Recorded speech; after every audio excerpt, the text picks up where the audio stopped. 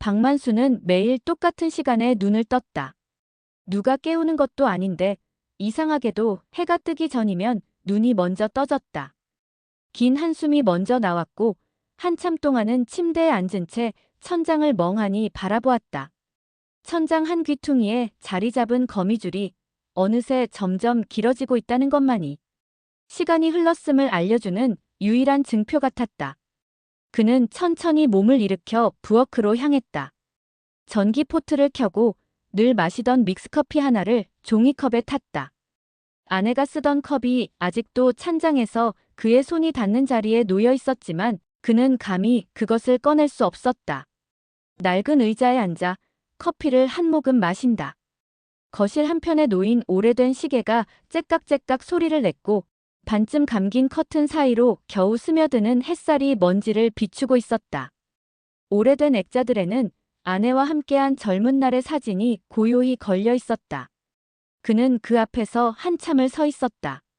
하지만 시선은 초점 없이 떠돌았다. 오전 10시쯤이 되면 그는 늘 마당으로 나갔다.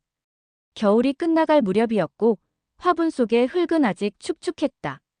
그는 물뿌리개를 들어 무표정한 얼굴로 화분들에 물을 주었다. 아내가 키우던 국화 화분 하나가 아직 시들지 않고 남아 있었다. 그는 아무 말 없이 그 화분을 바라보다 손으로 흙을 살짝 만졌다. 손끝에 닿는 차가운 흙이 유난히 싸늘하게 느껴졌다. 점심이 되어도 밥을 차려 먹지 않았다. 전자레인지에 넣어 데운 찬밥에 김 한 장이면 충분했다. 반찬은 며칠 전 사다 놓은 멸치볶음과 김치가 전부였고 먹다 남은 밥은 다시 냉장고로 들어갔다. 오후에는 낡은 안락 의자에 기대어 졸거나 라디오에서 흘러나오는 소리를 듣다가 멍하게 창밖을 바라보곤 했다. 이따금 지나가는 동네 아이들의 웃음소리에 고개를 돌렸지만 곧바로 다시 창문을 닫고 커튼을 당겼다. 그날도 그렇게 하루가 흘렀다.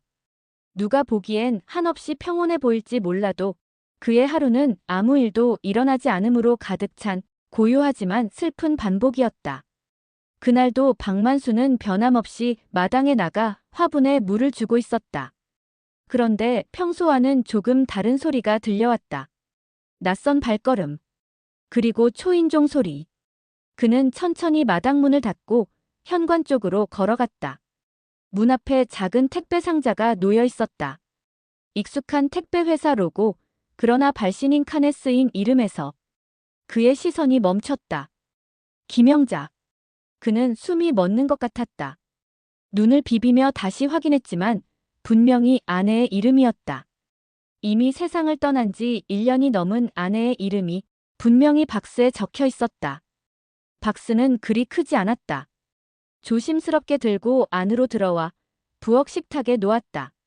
그는 한참 동안 박스를 열지 못했다. 혹시 잘못 온 걸까? 누군가의 장난은 아닐까? 그러기엔 주소도 이름도 정확했다. 결국 그는 박스를 열었다.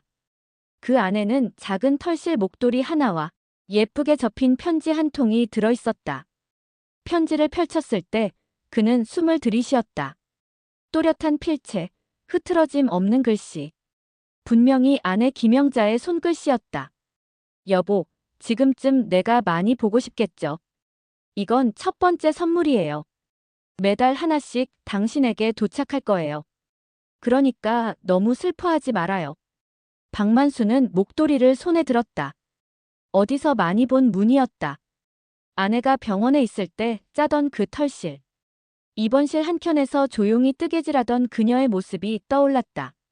그는 그 자리에서 꼼짝하지 못한 채 목도리를 가슴에 안고 눈을 감았다. 눈가에서 한 방울, 또 한 방울. 천천히 눈물이 흘러내렸다. 그날 저녁, 그는 목도리를 베개 옆에 놓고 잠이 들었다. 그 작은 박스 하나가 그의 심장을 다시 뛰게 했다. 그날 이후 박만수는 매일 아침 우체통과 현관문을 확인하기 시작했다. 혹시 두 번째 박스가 일찍 올까 싶어서였다. 그는 다시 택배 기사들의 발자국 소리에 귀를 기울였다. 이전엔 귀찮게만 느껴졌던 벨소리가 이제는 기다려지는 소리가 되었다. 그리고 정확히 한 달 뒤, 다시 택배가 도착했다. 이번에는 조금 더 작은 박스였다. 그는 조심스럽게 박스를 열었다. 안에는 짧은 편지와 함께 붉은 잉크로 인쇄된 미션 카드 하나가 들어있었다. 이번 달에는 우리 둘이 자주 가던 공원을 혼자 산책해보세요. 당신이 걷는 길을 나는 하늘에서 함께 걷고 있을 거예요. 그는 멍하니 그 문장을 읽었다. 함께 걷던 공원. 작은 연못과 나무 벤치, 계절마다 색이 바뀌는 단풍길. 그곳은 아내가 마지막까지 가고 싶어 했던 장소였다. 그는 오래된 외투를 꺼내 입고 그 길을 향했다. 걷는 내내 아무 말도 하지 않았다. 대신 그의 눈과 귀는 세상의 소리에 반응하고 있었다. 바람이 나뭇잎을 흔드는 소리, 아이들이 웃으며 뛰어가는 모습, 멀리서 들려오는 자전거의 벨소리. 그는 천천히 벤치에 앉았다. 한때 그 벤치에 앉아 아내는 떨어지는 낙엽을 주워 책갈피에 끼워 넣곤 했다. 그 기억이 오늘처럼 선명하게 떠오른 것은 처음이었다. 그는 그 벤치에서 한참을 앉아 있었다. 그리고 문득 하늘을 올려다보았다. 푸른 하늘 사이로 구름이 흘러가고 있었다. 같이 걷고 있지? 작은 속삭임이 바람에 실려 멀리 퍼져나갔다. 그 후 매달 택배는 정확히 도착했다. 각기 다른 박스 속엔 때로는 사진 한 장, 때로는 편지, 또는 책 한 권이나 낡은 엽서가 들어있었다. 그리고 매번 짧은 문장으로 된 미션이 함께였다. 이번엔 그 책방에 가보세요. 길 잃은 누군가를 도와줘요. 당신이 좋아했던 음악을 다시 들어봐요. 박만수는 처음엔 주저했다. 하지만 이상하게도 아내의 말에는 거절할 수 없는 힘이 담겨 있었다. 그는 수십 년 만에 동네 책방에 들어갔다. 책방은 예전보다 작고 조용했지만 낯익은 종이 냄새는 그대로였다. 책을 고르는 그의 손은 약간 떨렸고 점원이 건넨 책갈피에 적힌 문구를 보고 그는 말없이 고개를 끄덕였다. 다시 당신의 이야기를 시작하세요. 며칠 뒤엔 시장에서 길을 잃은 아이를 마주쳤다. 어디서 왔는지 모르는 아이는 울고 있었고 박만수는 조심스레 다가가 손을 내밀었다. 괜찮아. 울지 마. 그의 목소리는 오래된 라디오처럼 낮고 부드러웠다.